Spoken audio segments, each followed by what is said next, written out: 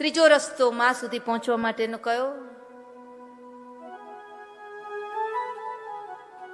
કયો રસ્તો? એ તો ચોથો છે. ગાવ જોઈએ.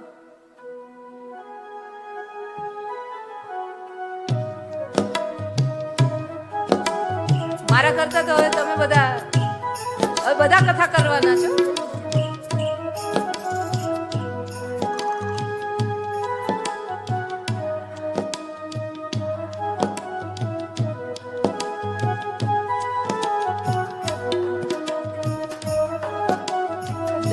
बाट की जोत जलाओ, माता रानी की कृपा पाओ. बाट की जोत जलाओ, माता रानी की कृपा पाओ. बाट की जोत जलाओ, माता रानी की कृपा पाओ. बाट की जोत जलाओ, माता रानी की कृपा पाओ. बाट की जोत जलाओ, माता रानी की कृपा पाओ. बाट की जोत जलाओ, माता रानी की कृपा पाओ. અને ચોથો રસ્તો છે દુર્ગા સપ્તશતી. દરેક દેવીના ઉપાસકો છે, સનાતનીઓ છે, તો તમારા ઘરની અંદર ગમે તેવો સનાતની હોય એના ઘરની અંદર મગ તો મળે જ, ચોખા તો મળે જ, અને કઈ સબ્જી મળી કે ના મળી પણ એના ઘરની અંદરથી મગભાત તો જમવા મળી જ જાય દરેક સનાતનીના ઘરને. આપણા માટે આ નોર્મલ છે. એ જ રીતના દરેક સનાતનીના ઘરની અંદર દુર્ગા સપ્તશતી અવશ્ય હોવા અનિવાર્ય છે. અને દુર્ગા સપ્તશતી એ માત્ર એના દર્શન કરશો ને તો પણ પાવન થઈ જશે. દેવી પુરાણની અંદર બતાવવામાં આવ્યું છે જગદંબાને બે જ ગ્રંથો વધારે વહાલા છે. અને બે ગ્રંથો કયા વધારે વહાલા?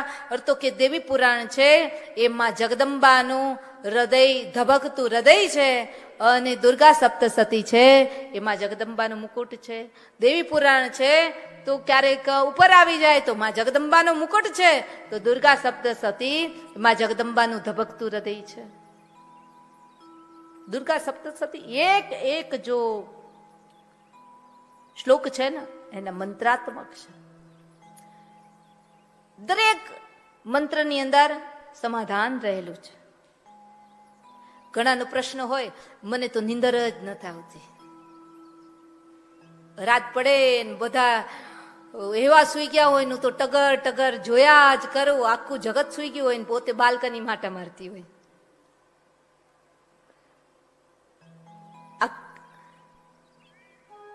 આના જેવું દુઃખ કયું હોઈ શકે?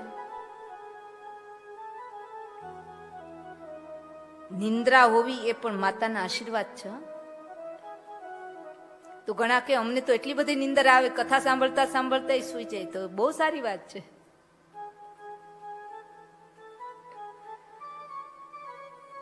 અને જે કથા શ્રવણ કરતા કરતા કદાચ સુઈ જાય તો બહુ બધું બધા લોકોને ડરાવ્યા કે કથા સાંભળતા સાંભળતા જે સુઈ જાય તો એ અજગર બને, અને બાજુમાં બેઠી હોય ને એ ના જગાડે તો એ કંઈક બીજું બને.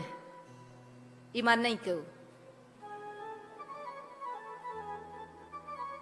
આવું બધું હતું બધું બરાબર. યથા કાલે યથા સમયે બધું બદલાયા કરે, પણ હવે ક્રાંતિકારી યુગ આવ્યો છે. એટલા માટે તમે આખા દિવસના થાક્યા હોય છતાં પણ કથાની અંદર આટલો સમય આપ્યો, અને કથા શ્રવણ કરતા કરતા એક આસને કથા શ્રવણ કરતા કરતા જો નિંદર આવી જાય તો માની લેજો કે કોઈ કલબોની અંદર તમે જશો ને ત્યાં કદાચ નિંદર આવી જાય તો ત્યાં કોઈ જગાડવા વાળું નહીં હોય. પણ દેવી પુરાણની કોઈ પણ કથાની અંદર તમને નિંદર આવી ગઈ, અને નિંદર આવી ગઈ ને બરાબર તમારું ઝોકું બરાબર ઉડ્યું, નિંદર ઉડી ગઈ, એ જ સમયે વ્યાસપીઠ ઉપરથી એવો શબ્દ બોલાયો, અને એ શબ્દ બોલાતાની સાથે જ તમારી નિંદર ઉડી ગઈ. નિંદર ઉડતાની સાથે જ એ શબ્દનો પ્રહાર હૃદય સુધી પહોંચી ગયો, અને એ હૃદય સુધી પહોંચેલો જે શબ્દ છે એ જન્મ જન્માંતરની જાગૃતિ કરી દે, તો આ નિંદર પણ શું ખોટી છે?